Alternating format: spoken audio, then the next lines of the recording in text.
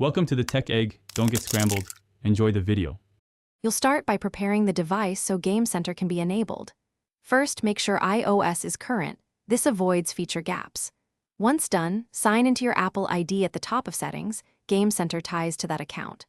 Also check screen time and any content restrictions. They can block multiplayer or features. Now that updates, sign-in, and restrictions are handled, go back to the main settings list and get ready to find Game Center itself. Now you open Settings and scroll to Game Center to enable it directly. Toggle the switch to on. The system will display the Apple ID that will be used, so confirm it's the correct account. Next, choose a nickname. This is how others see you, and adjust friends and multiplayer permissions so apps can match you properly. If an app asks for access, allow it. Otherwise, go back and review per app settings to ensure games can connect to Game Center services without interruptions. Finish by testing Game Center inside a compatible app.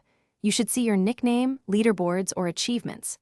If things fail, sign out of your Apple ID in Settings, restart the iPhone, then sign back in. This refreshes tokens.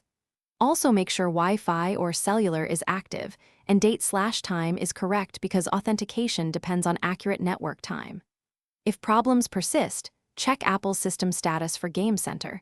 Rare outages can block sign-ins. That single troubleshooting step usually clears most issues quickly.